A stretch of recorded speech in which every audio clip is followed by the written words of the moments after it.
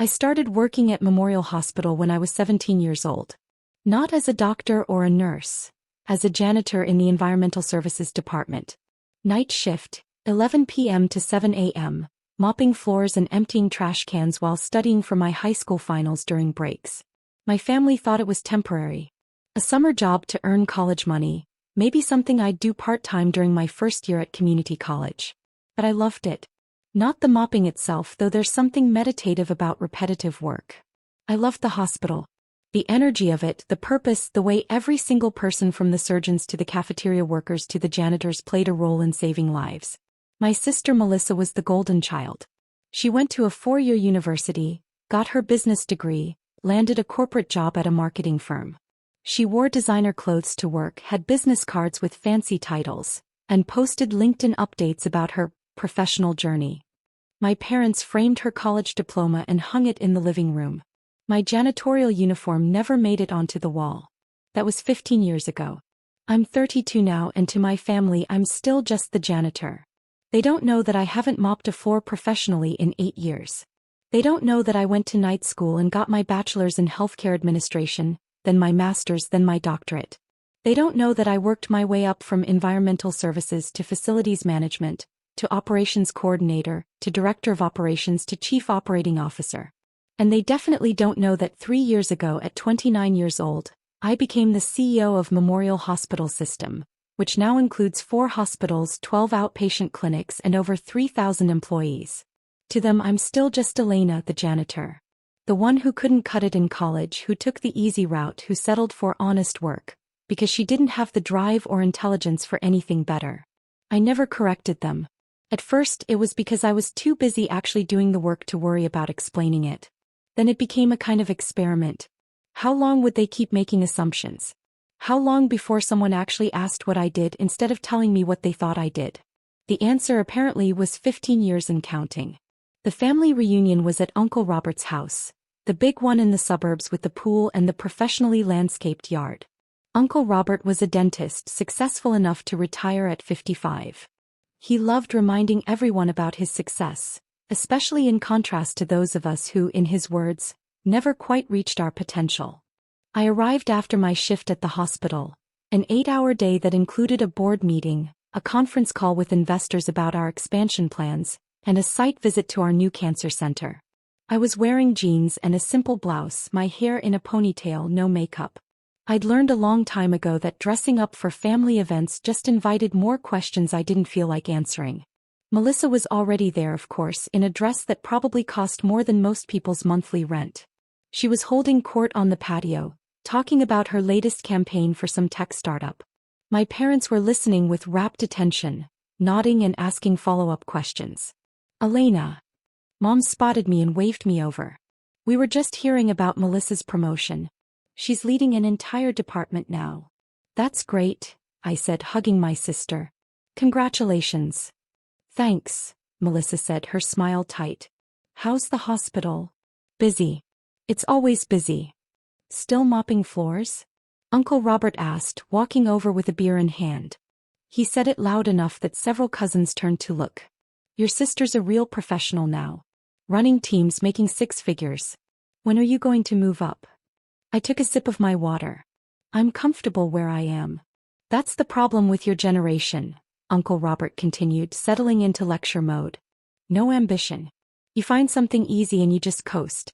Look at Melissa, she kept pushing, kept climbing, and now look where she is. Where she is, was senior marketing director at a mid-size firm, managing a team of 8 people. It was a good job. Solid career. Nothing to be ashamed of. But Uncle Robert talked about it like she'd cured cancer. Janitorial work is important, Mom said, and I could hear the pity in her voice. Hospitals need clean floors. It's honest work, I guess. It is honest work, I agreed. Someone has to do it. Dad squeezed my shoulder. We're proud of you, sweetheart. You've always been a hard worker, even if you didn't go the traditional route. The traditional route. Code for, even if you're not as successful as your sister. Melissa shifted uncomfortably. She was never as cruel as Uncle Robert, never as openly condescending, but she never defended me either. She just let them talk, let them compare us, let them hold her up as the example of what I should have been.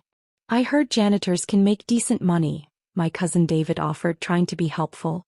Union benefits and everything. Sure, if you consider $30,000 a year decent, Uncle Robert scoffed. But at Elena's age she should be thinking about real career growth. Management at least. You're what, 32?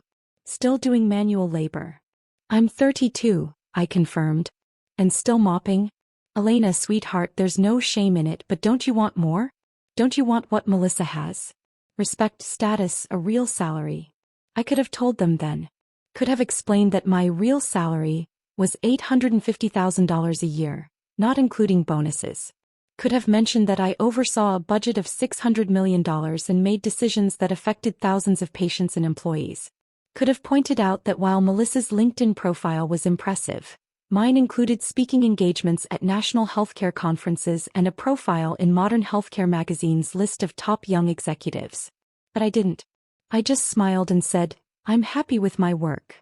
That's good, Mom said in that tone that meant she didn't believe me. As long as you're happy, that's what matters. The afternoon wore on. More relatives arrived. More conversations about careers and success and achievements. Melissa showed everyone pictures from her company retreat in Cabo. Uncle Robert talked about his investment portfolio. My cousin Sarah announced her acceptance to law school. Me. I stood in the corner holding a plate of potato salad, being the family's cautionary tale. The one who could have been something but chose the easy path. The one who settled. The one who cleaned up other people's messes instead of making something of herself. Around 4 p.m. my phone buzzed. A text from my executive assistant. Robert Chin from billing needs to speak with you urgently. Says it can't wait until Monday. I stepped away from the party, walking toward the side yard where it was quieter, and called Robert back. Elena, I'm so sorry to bother you on a Saturday, Robert said, but we have a sensitive situation. You know the Martinez family debt we've been tracking. My stomach dropped. Martinez was my mother's maiden name. My family's name. What about it? It's hit $40,000. Your uncle Robert Martinez had that emergency surgery 6 months ago, remember? No insurance. Your mother's been getting treatment for her diabetes complications. Your father's cardiac workup. They've been making minimum payments, but they're 3 months behind now, and corporate is pushing us to send it to collections. I closed my eyes. I'd known my parents were struggling with medical bills. I'd known Uncle Robert had money problems despite his big house and bigger talk. But $40,000? And they'd said nothing to me? Of course they'd said nothing. I was just the janitor. What could I possibly do to help? Don't send it to collections yet, I said. Let me handle this. Handle it how? Elena, I know they're your family, but corporate is very clear about the 90-day policy. Robert, I'm the CEO. I think I know what corporate policy is, considering I helped write it. Don't send it to collections. I'll deal with it Monday morning. Oh. Right. Sorry, It's fine. Thanks for calling me. Have a good weekend. I stood there for a moment, phone in hand, trying to process this. $40,000 in medical debt. My family, the same family currently inside judging my career choices and pitying my lack of success, owed $40,000 to the hospital system I ran. The hospital system where they thought I mopped floors. I could have walked back inside and told them right then. Could have explained everything, cleared up 15 years of misconceptions in one conversation. But something stopped me. Maybe it was pride. Maybe it was pettiness. Maybe it was just exhaustion at being looked down on for so long. Or maybe I wanted to see what would happen if they found out another way. I went back to the party. Melissa was showing everyone her new designer handbag. Uncle Robert was holding forth about the importance of financial planning. Mom was talking about how worried she was about making ends meet, while standing next to a dessert table that probably cost $300. Everything okay? Dad asked when I returned. You were on the phone for a while. Just work stuff, I said. On a Saturday? They really work you hard, don't they? You should talk to your supervisor about work-life balance. I'll do that, I said. The party continued. More food, more conversation, more casual dismissals of my life choices. Around 6 p.m., just as people were starting to think about heading home, a car pulled up in front of Uncle Robert's house. BMW. Professional, clean, expensive. Robert Chin, my billing director, got out. He was in slacks and a button-down, looking distinctly uncomfortable. I'd texted him 20 minutes ago asking him to come by. He'd been confused but agreed.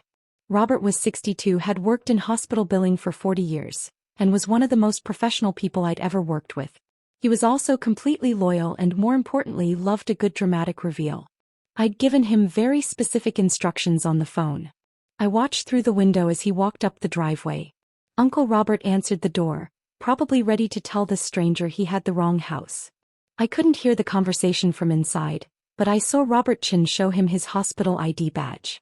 Saw Uncle Robert's face change from annoyed to concerned. Then they both looked toward the backyard where the party was. This was it. I stayed where I was, near the dessert table, as Uncle Robert led Robert Chin through the house and out to the patio. The conversation noise dropped as people noticed the official-looking stranger in their midst. "Sorry to interrupt," Robert Chin said, scanning the crowd until his eyes landed on me. "But I need to speak with CEO Martinez. It's urgent hospital business." The silence was immediate and absolute. CEO Martinez. Every head turned toward me. My mother's mouth opened slightly. Melissa's designer handbag slipped from her fingers. Uncle Robert, the uncle who'd spent all afternoon lecturing me about ambition, looked like someone had just told him the sky was actually green. "I'm right here, Robert," I said calmly, walking over. "I thought I told you I'd handle this Monday morning." "I know, and I apologize," Robert Chin said, playing his role perfectly. "But corporate is demanding an answer today. About the Martinez family medical debt. We've reached $40,000 and they want to know if we're proceeding with collections or if you're planning to intervene." You could have heard a pin drop. Hell, you could have heard a thought drop. 40,000? Mom whispered. "How do they know about Martinez family debt?" Uncle Robert's voice cracked. "What Martinez family debt?" Robert Chin looked genuinely confused now. He didn't know these were my relatives, just that I'd asked him to come discuss the case in person. The account under Robert Martinez, Gloria Martinez and Henry Martinez. Outstanding balance of $40,372. The CEO has the authority to restructure the payment plan or write off portions as charity care, but corporate needs a decision before Monday. CEO. Melissa finally found her voice. "Did you say CEO?" Robert Chin looked at me, then at the crowd, then back at me. Understanding dawned on his face. His eyes widened slightly and I saw the corner of his mouth twitch. He was trying not to smile. "You didn't tell them," he said quietly. "It never came up," I replied. "Tell us what?" Dad demanded. "Elena, what is he talking about?" I turned to face my family.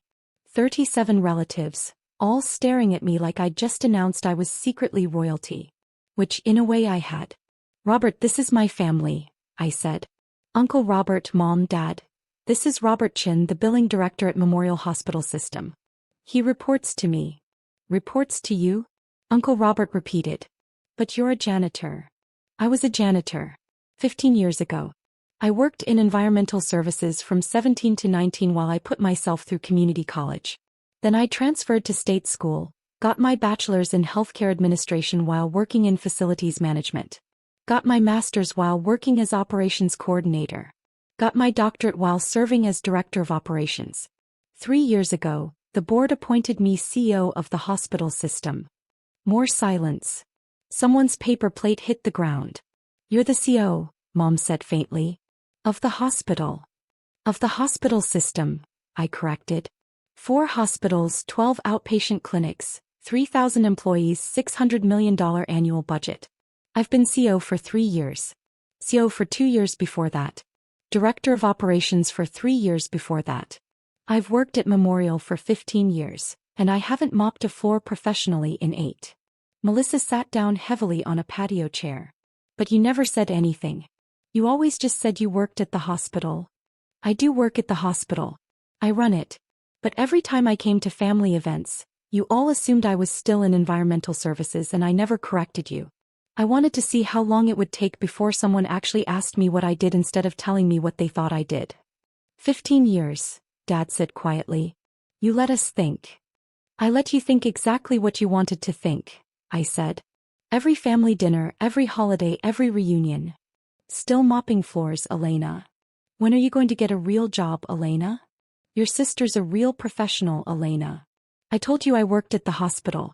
You decided what that meant without ever asking for details. Uncle Robert had gone pale. The medical debt. You said $40,000. Robert Chin, bless him, picked up the thread smoothly. Sir. Your emergency appendectomy surgery 6 months ago, plus the complications that required 3 additional days in ICU. No insurance. The total came to $31,900. Combined with Gloria Martinez's diabetes treatment and Henry Martinez's cardiac workup, the family account is at $40,372. We've been making payments, Mom said weakly. We've been trying. You've made 3 minimum payments of $500 each, then missed the last 3 months, Robert Chin said, checking his tablet. Which triggers our collections policy. However, CEO Martinez has the discretionary authority to restructure payment plans or designate portions of the debt as charity care for families in financial hardship. You knew about this? Dad asked me. You knew we were in debt to your hospital? I found out this afternoon when Robert called me. I had no idea you were struggling with medical bills.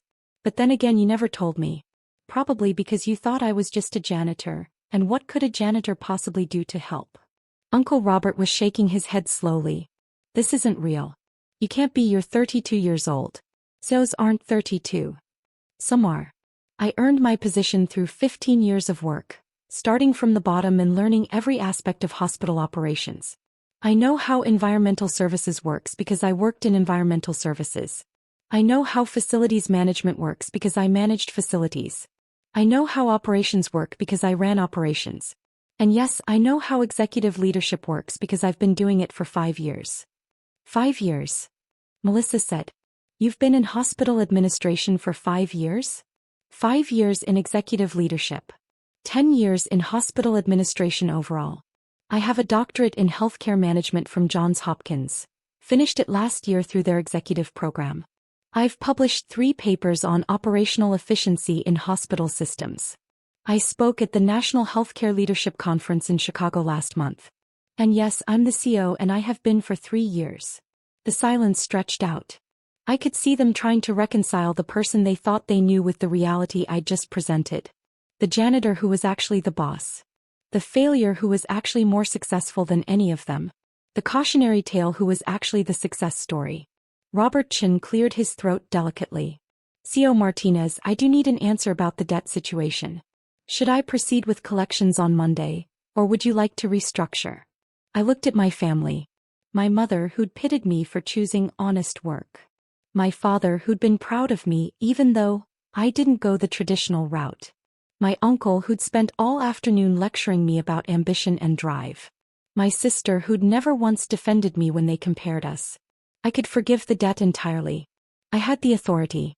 I could write it off as charity care, make it disappear with a signature. That would be the generous thing to do, the family thing to do. But they'd spent 15 years assuming I was beneath them. 15 years of condescension and pity and lectures about reaching my potential. 15 years of never once asking what I actually did, what I'd actually achieved. Restructure it, I said. Payment plan of $500 a month for the next 80 months. 0 interest. That's well within our charity care guidelines for families experiencing financial hardship. 80 months. Uncle Robert said. That's almost 7 years. That's extremely generous, Robert Chin said firmly. Standard collections would demand full payment within 90 days or legal action. P.O. Martinez is offering you an interest-free payment plan that will keep this off your credit reports and out of the legal system. Most families would be grateful for that option. I am grateful, Mom said quickly. Elena, sweetheart, thank you. We had no idea you could, that you were. That I was in a position to help? I finished. No, you didn't. Because you never asked. You never wondered. You just assumed. Melissa stood up. This isn't fair. You let us think. I let you think what you wanted to think. I never lied, Melissa. Not once. Every time someone asked what I did, I said I worked at the hospital. That was true. You're the one who decided that meant I was just a janitor. All of you did. But why? Dad asked, and he sounded genuinely hurt. Why didn't you tell us? Why let us think you were struggling when you were so successful? I considered my answer carefully. Because I wanted to see if any of you would look past your assumptions. I wanted to see if anyone would ask about my life instead of telling me how disappointed they were in my choices. I wanted to know if your love and respect was conditional on how impressive my job title sounded. That's not fair, Mom said, tears in her eyes. We've always loved you. But you didn't respect me. Not as much as you respected Melissa. Not as much as you respected Uncle Robert. Not as much as you respected anyone with a job title you understood and approved of. And I wanted to see if that would ever change. Did it? Melissa asked quietly. I looked at her. My sister who'd never been cruel but never been kind either. Who'd accepted the role of golden child and never questioned why I had to be the cautionary tale. I don't know yet, I said honestly. That depends on what happens next. Robert Chin shifted his weight. I should get going. CO Martinez, I'll send you the restructured payment plan documents to review and sign Monday morning. Mr. and Mrs. Martinez, you'll receive information about your new payment schedule in the mail within 5 business days. He nodded to the group. Enjoy the rest of your evening. He left. The party had effectively ended. People were gathering their things, making awkward excuses, avoiding eye contact. Nobody seemed to know what to say. How do you process finding out the family member you've been pitying for 15 years is actually more successful than you'll ever be? Uncle Robert approached me as I was getting ready to leave. He looked smaller somehow, diminished. I owe you an apology, he said quietly. For today. For all the other days.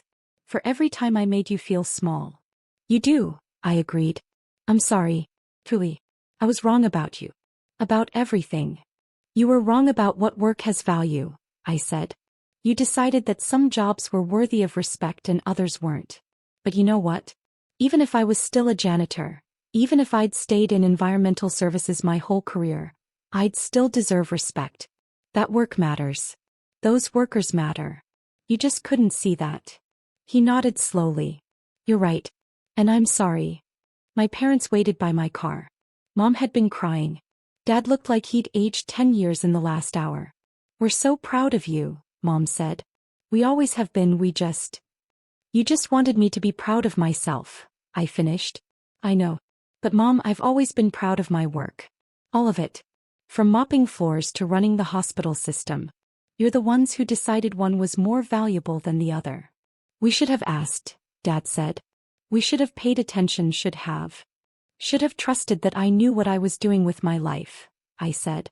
Should have respected my choices even when you didn't understand them. Can you forgive us? Mom asked. Eventually, I said. But it's going to take time. You spent 15 years making assumptions about my life without ever really seeing me. That doesn't go away with one conversation. Melissa caught me before I got in my car. I'm sorry too, she said. I should have defended you. All those times they compared us, all those times Uncle Robert lectured you, I should have said something. Yes, you should have. I was scared, she admitted.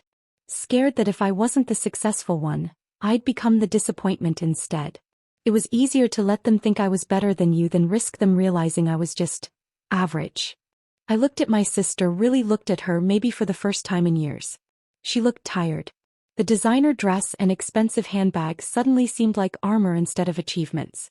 You're not average, I said. You're good at what you do. You just don't need to be better than me to prove it.